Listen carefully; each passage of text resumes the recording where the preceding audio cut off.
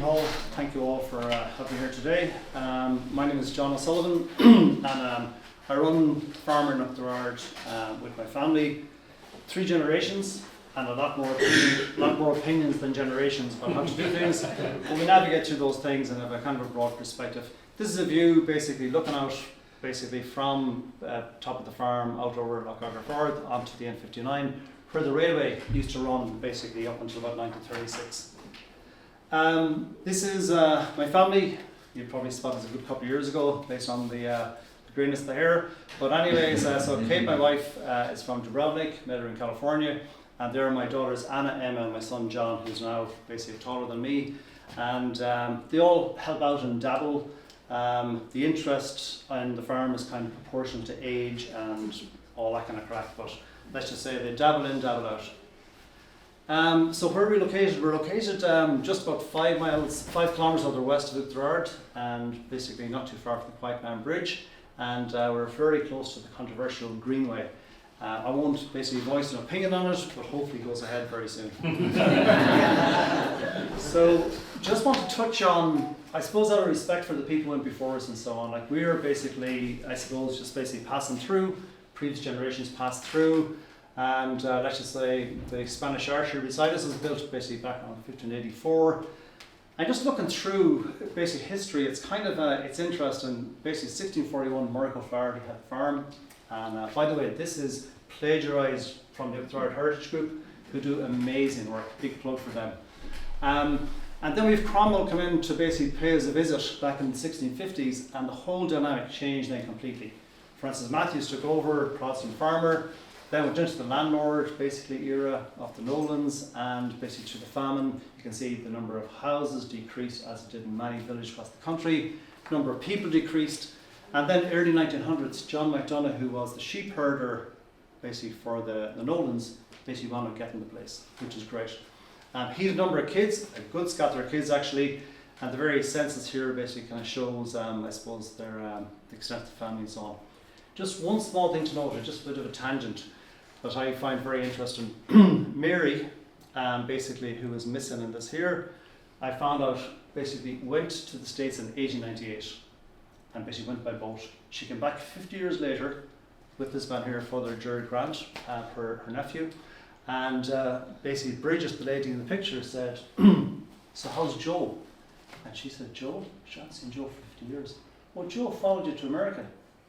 She said, "No, it couldn't be." She got the ship back again to America, and they found Joe was living 13 miles away from for 50 years. Her own what? Her own brother. Yeah. And then the steady bit then is a lady that basically my father would have bought the place off. Then kind of moving on a wee bit, you can see the lazy beds to the top of the picture there. Basically, you know, it's beside the river where the kind of soil is enriched and so on. And it's incredible, basically, at the time when Bid and her family at the farm, nothing came in basically across that river. They actually walked across the river, there was no road. So basically nothing came in except for flour, tea and sugar.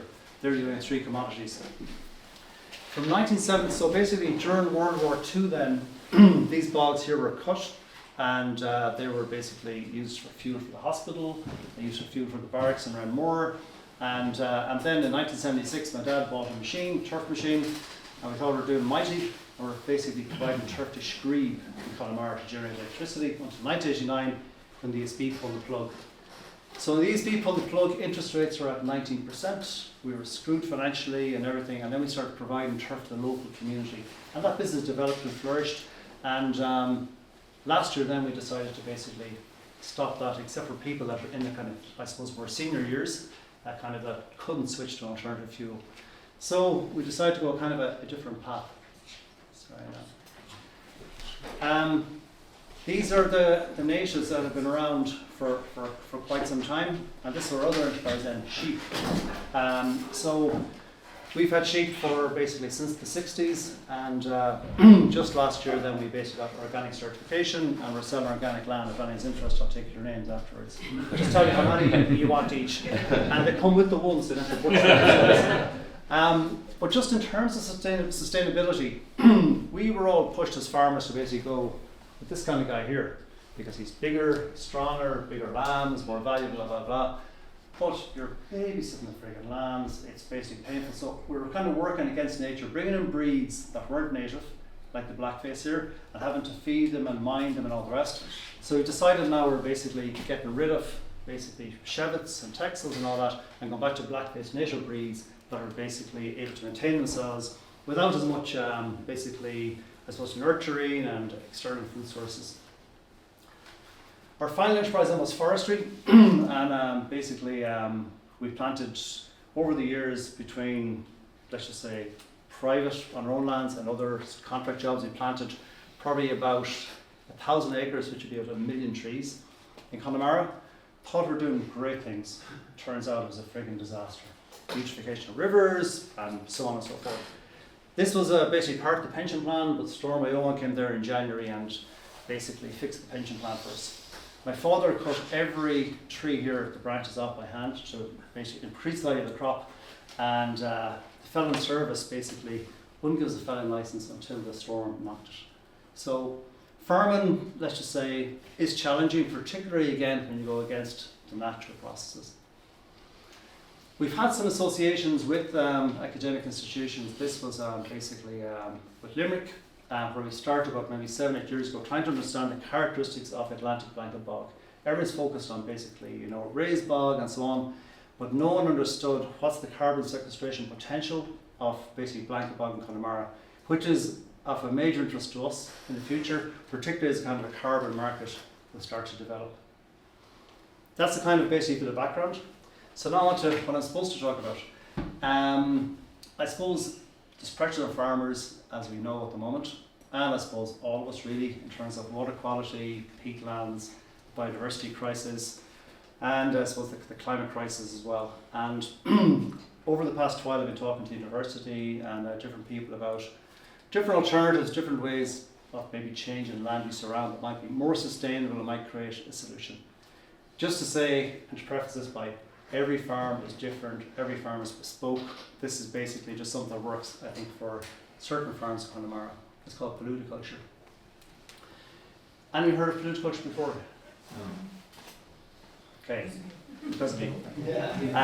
So basically, palus is the Latin for swamp, and essentially it's kind of swamp agriculture or basically peatland agriculture.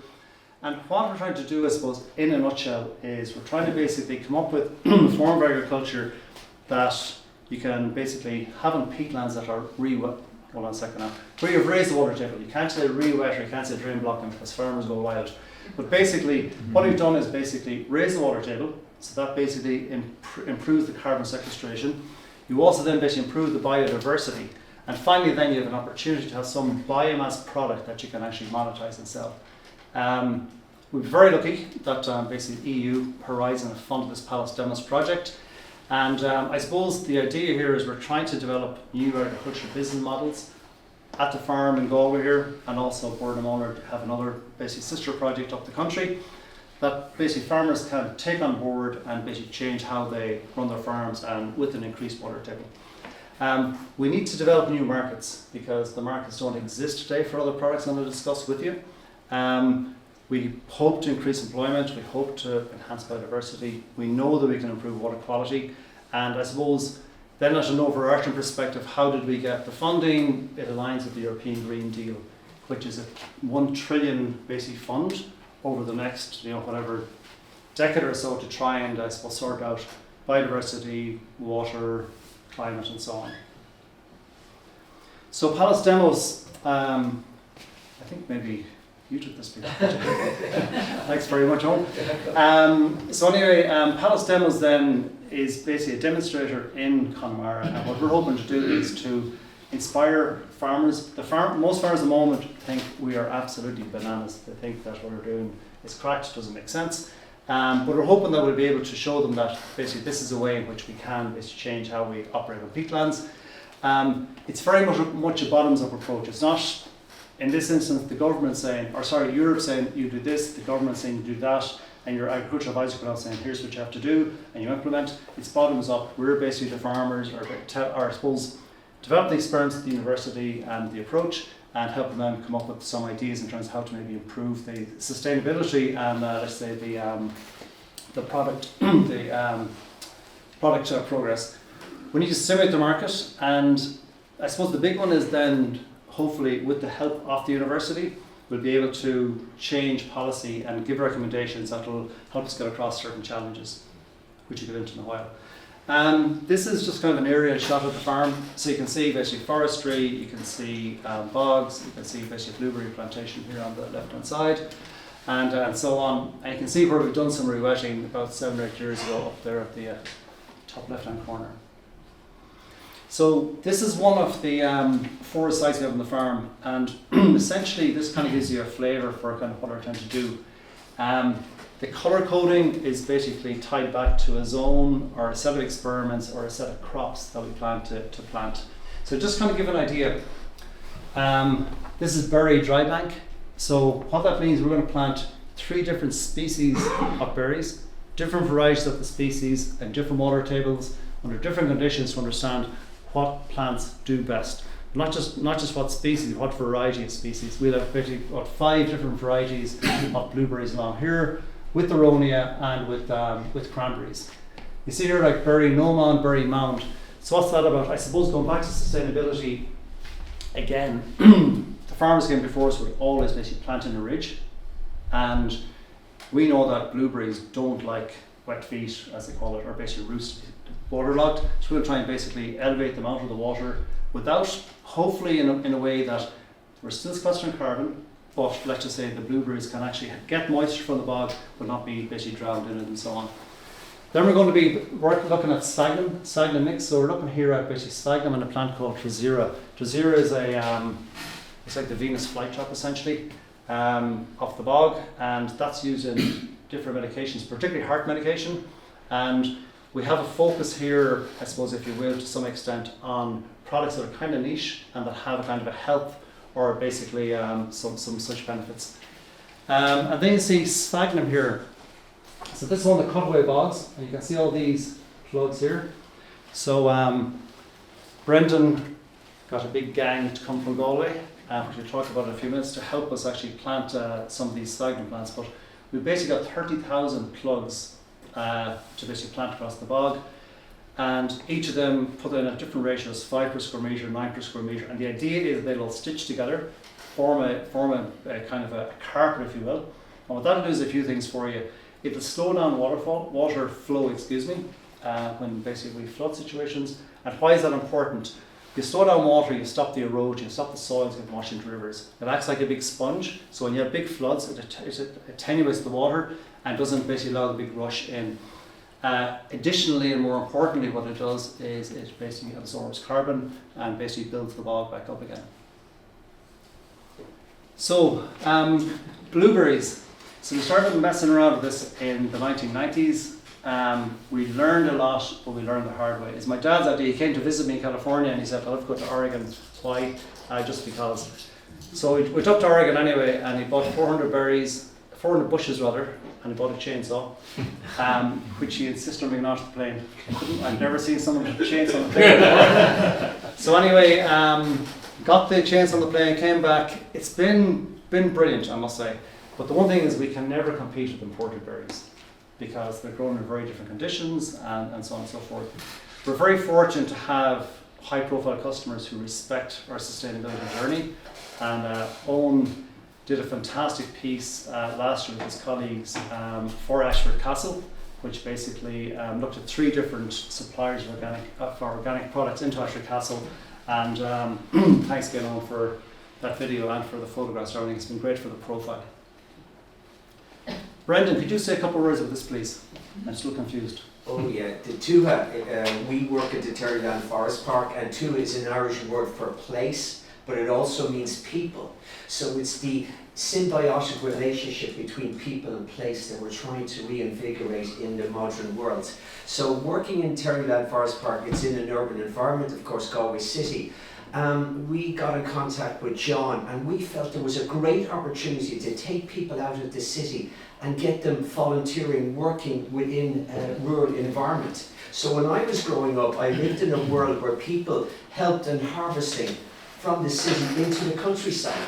And we need to bring that connection back, both for our physical and mental health, and also for the health of the planet. So I think this is a new type of ecotourism, where people coming into Galway City and living in Galway City can actually connect into the countryside and help create sustainability at so many different levels, you know.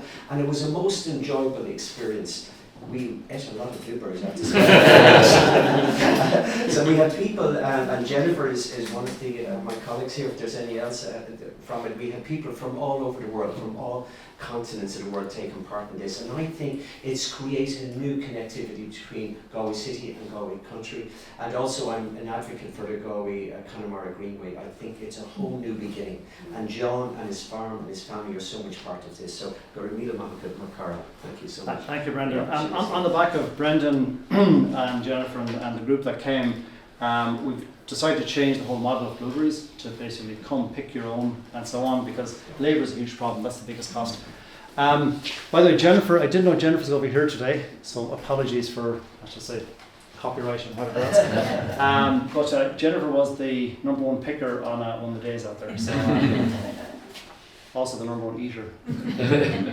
Cranberries, I'm not going to say much about them, to be honest with you, because I don't know very much about them. We started to experiment with them in 2025, got a couple of plants, stuck them in with sphagnum, and they seem to be really thriving. We put more of them in the greenhouse in different conditions, and I suppose my wife is very dubious about cranberries. She's going, seriously, do you really want to do this?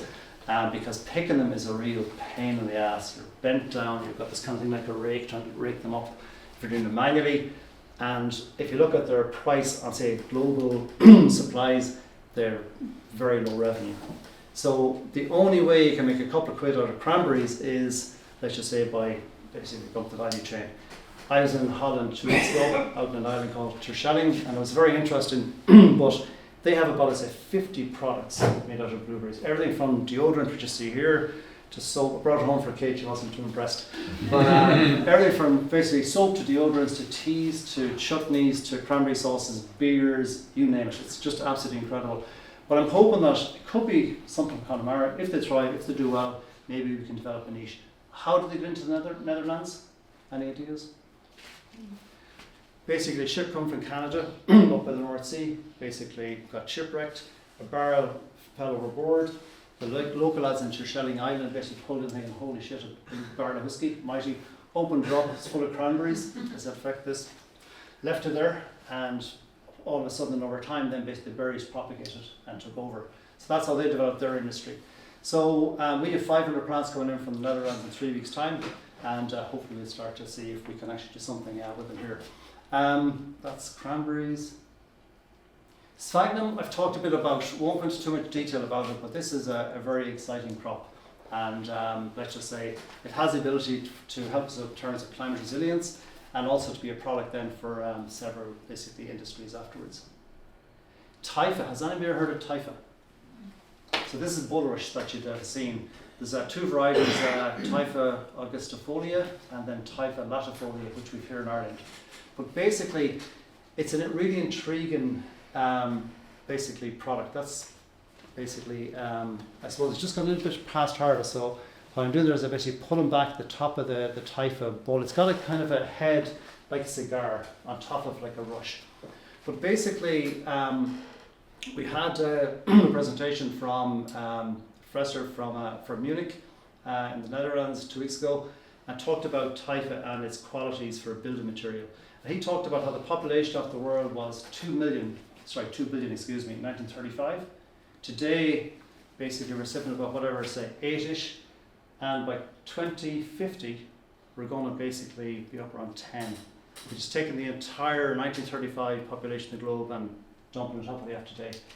In terms of basically building materials, we're going to be in trouble. In terms of food, we're going to be in trouble. We have a lot of basically challenges coming our way.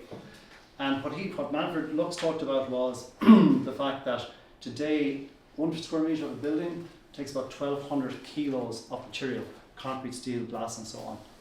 This is very lightweight. It's totally renewable. You can reuse it again. Excellent insulation properties, tensile strength, fire rating, and so on. And it was interesting while I was there, the guys from Kingspan are also looking at it. They're really intrigued by it because of basically its all properties and so on, and because Kingspan of Great Properties, it's in my house, but it's the chemicals used are, let's just say, quite nasty and definitely not good in terms of sustainability. Now, any of you guys into vegan clothing? Have you guys ever heard of vegan clothing? Yeah. I certainly hadn't. But anyway, this company, Panda in the UK, are making this, basically, it's called a BioPuff jacket. And essentially what they're doing is they're taking the head, there that I'm basically pulling back, and instead of basically your down from your ducks or your geese, whatever, they're basically putting that into these jackets.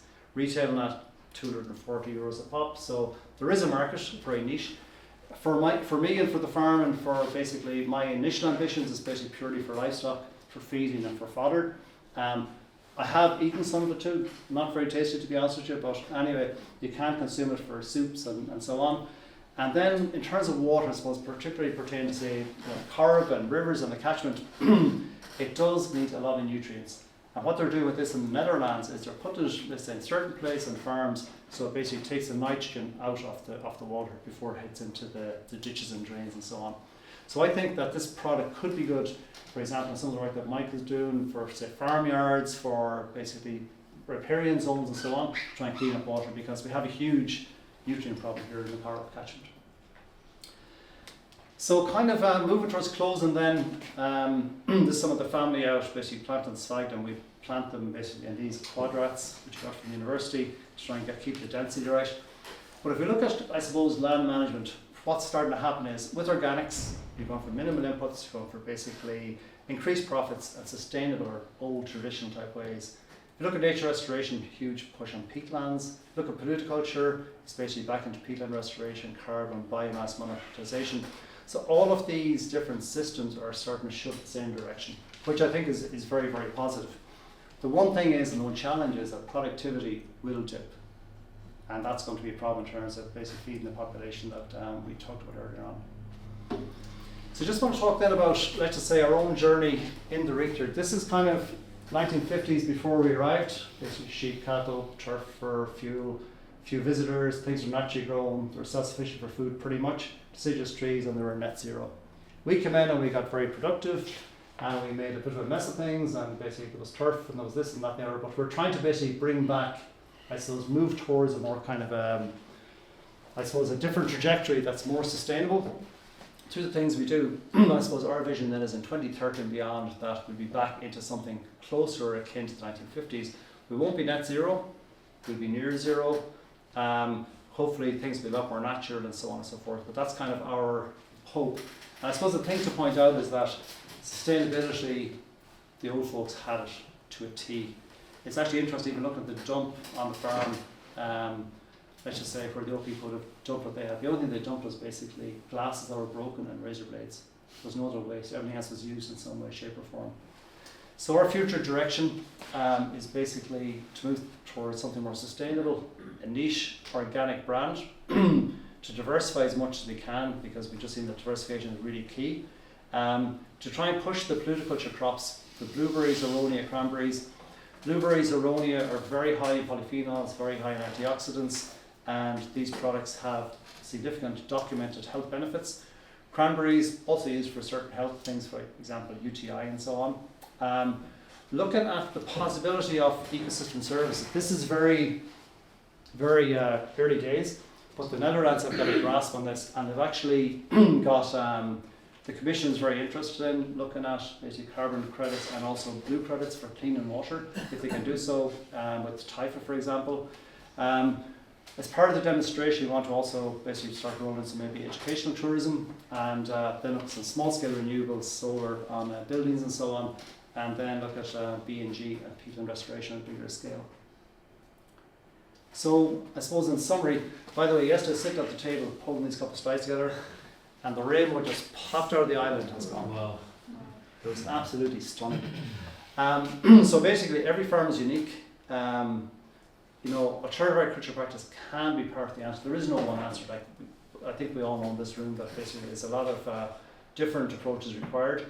But I do firmly believe, from basically working with basically sister projects and so on over the past 7 or 8 years, the water tables can be raised, and let's just say there's a lot of work to be done around the financial modelling and so on. But I think it can work. And peatland restoration can provide ecological services, really valuable ones. And I think carbon capture is probably the one that can be monetised most easily. And there is a voluntary carbon market at the moment. And yeah, it's complicated and requires a lot of validation and measurements and so on. It's expensive to do. Flood attenuation I mentioned, like as we block drains, or not block drains, as we raise the water table rather, as we put inside them, the whole water dynamic changes, and that will also absorb nutrients. And yeah, there's a variety of crop opportunities. The ones I showed you today are the ones we're going to focus on. Some will, please God, succeed, some will fail, but let's just say we're going to give it a crack anyway, under lots of different conditions. Also want to mention that the University of Galway have been absolutely stellar in terms of support and help and advice. For Connemara also have been absolutely fantastic. University College Dublin, Corrib are partners in the Midlands as well to make this a success. So over the next, hopefully in about 3-4 years time, I'll be back to talk to you again about how things have basically developed. So that's it.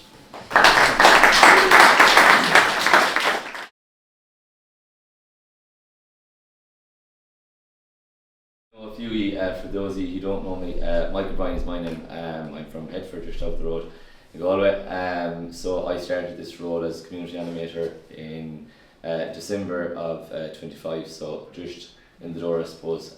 So she'll get my bearings I suppose, but I've I suppose a small bit of experience. I was working with Teagasc the last nearly 3 years, and my most recent role with them was as asset advisor for Oughterard, which is basically an agricultural sustainability and support advisory program. So basically a water quality advisor for Oughterard.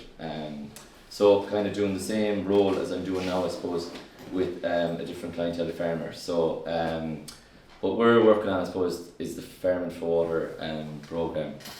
It was introduced back in March of 24. Will we pass these out? You had to pass them out, yeah. So basically this handout is just kind of the measures that we can implement on farms around the country to, I suppose, try and improve and protect our water quality. So I suppose we got 60 million from the government to put into this programme. So 10 million of that was for admin and 50 million then, which is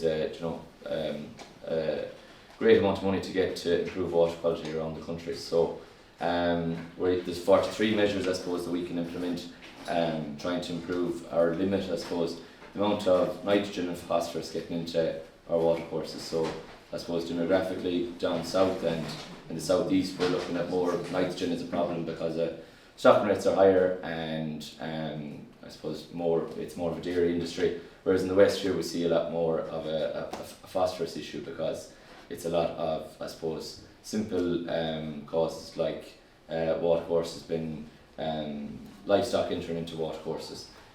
So I suppose there's different measures to put in each farm. So I suppose our motto is the right measure in the right place.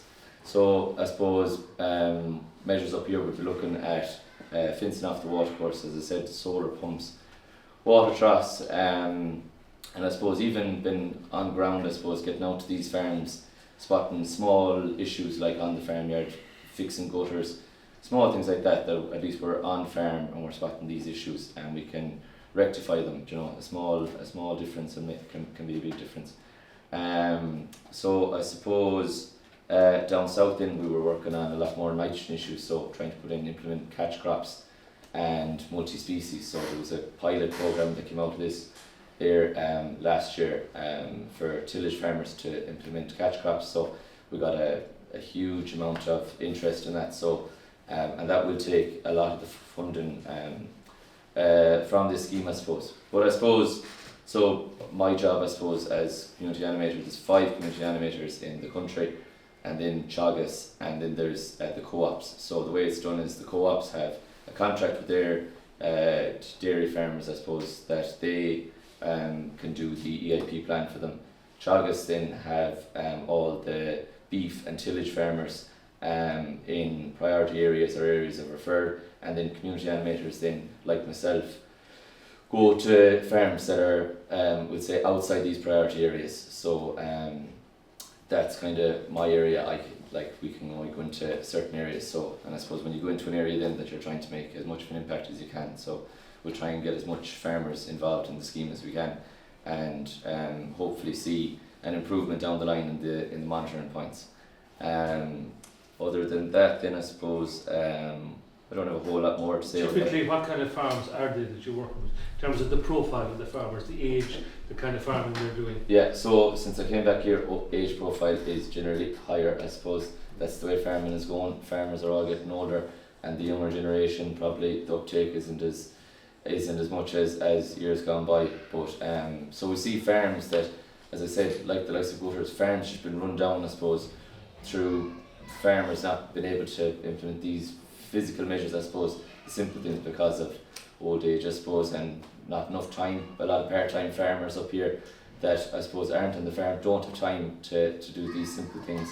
So I suppose just trying to, like the whole thing with this Farming for Water is the initiative and the interest in it was huge, because I suppose for other schemes it was more like the likes of our TAMs, it's a lot more complicated for the farmer, whereas this, they put the animator like myself or the asset advisor goes out, we try and solve as much things as we can on the farm. We put in a rainwater management plan, we're on ground, we're seeing what we want to change, I suppose, and when we put in this rainwater management plan, then the farmer gets to put in the plan, put in the measures themselves, and they have money then in 2 weeks after that. So they're not all year waiting for this money. Once they put in the measures, they have money in 2 weeks once we put in the receipts and the geotag photos. So that there is a good initiative for farmers to go into it, and I suppose when they hear, you know, the amount of cross-compliance inspections now and small issues that are on the farm can be rectified by